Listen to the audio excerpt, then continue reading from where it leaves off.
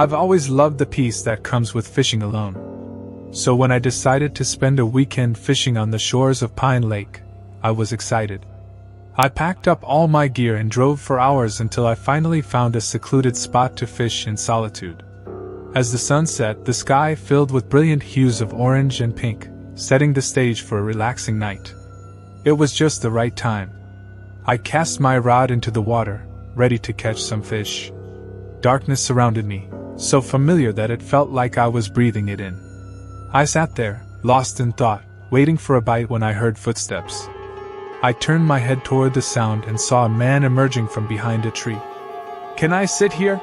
he asked. His voice was soft, yet something about him felt unsettling. "Yes," I replied, trying to appear carefree. "I didn't know anyone else was here." He sat a few feet away from me. His condition looked rough, an overgrown beard, ragged clothes. "My name is Dev," he said, his voice strong despite his worn appearance. He looked about 50. I introduced myself with a smile, and we started talking while fishing. However, I couldn't ignore the fact that Dev wasn't looking at me. His eyes kept darting toward the trees. "What are you looking at?" I finally mustered up the courage to ask. "I'm just keeping an eye on you," he said. "You'd be surprised what's hidden in these woods." His tone suddenly turned serious. "Strange things happen here. People just disappear." A chill ran down my spine. "Like who?" I asked, my stomach tightening. "Jim Custer," he said. "One night, he went out to fish and never returned. No trace of him, no belongings. Just gone." Dev lowered his head and looked at me. "You came alone, didn't you? Do you think that was the right decision?" I forced a chuckle. "I just wanted some peace.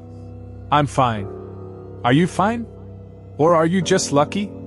His smile sent a shiver down my spine. "This lake doesn't bring peace, it takes it away." The hair on my neck stood on end. I suddenly felt the need to leave.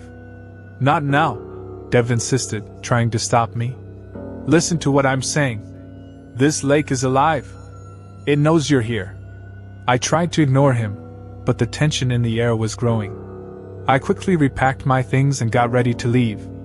The forest was dense, and the shadows made it darker than it should have been. Anxiety gnawed at me with every step. I found my car keys and sprinted toward my vehicle. My heart pounded in my chest. Just before getting in, I looked back. Across the lake, Dev stood watching me. That eerie smile still plastered on his face. I jumped in the car and sped away, the winding road stretching endlessly before me. I kept glancing in the rearview mirror, convinced he was following me. But the road behind was empty. As my heartbeat settled, I heard a rattling noise from the back seat. I turned, and my breath caught. My tackle box was lying there, open. But I had packed it at the lake. Then my phone buzzed. A message from an unknown number. "You shouldn't have left." Cold sweat broke out on my forehead. My fingers trembled as I typed, "Who are you?" Before I could hit send, another message arrived. "I warned you." Fear clawed at my chest. I pulled over, taking deep breaths, scanning the darkness. I felt Dev's presence, but I saw nothing except the forest and the distant twinkle of lights. Reality hit me hard. His warning. His strange behavior. The way he had looked at me. Something wasn't right. Before I could react, movement in my rearview mirror made my blood run cold. A man stood in the middle of the road, waving something shiny. It was Dev.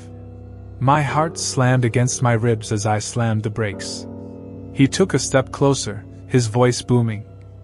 "You forgot something." He hurled something through my open window. It landed on the passenger seat with a sickening thud. My hands trembled as I reached for it. A knife. Covered in fish blood. Dev's voice cut through the silence. "Now do you understand?" I stared at the frozen bloodstains. This wasn't just a warning. It was a message. Panic surged through me. I gripped the steering wheel and gunned the engine, speeding away. But the feeling of being watched never left. The further I drove, the stronger it got. I needed help. Up ahead, a police car was parked on the side of the road, Without hesitation, I pulled over and rolled down my window. "Please help me," I gasped. "There's a man near the lake. He's dangerous. He talked about people disappearing. I think he's responsible for something awful. You need to investigate." The officer nodded. "All right, let's check it out." Relief washed over me as we drove back toward the lake. I forced myself to stay calm. The officers disappeared into the forest, and when they returned, their faces were grim. "We found him," one officer said. "We arrested Dev, but he's not the only one involved.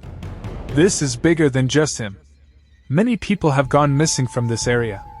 My stomach dropped. "What do you mean?" I asked, my voice barely above a whisper. "It's not just one man," the officer said gravely. "It's a human trafficking ring. They've been using the lake to lure people in, even tracking their phone numbers." I swallowed hard, my mouth dry. "So Dev, he wasn't acting alone?" "No," the officer said. "This is a much bigger operation than we thought." A chill crept up my spine as my phone buzzed again. A message. Simple, but chilling. "Do you think you're safe now? You have no idea how far we can go." Goosebumps prickled my skin. My breath hitched. This wasn't over. Their eyes and ears were everywhere. And they were watching me.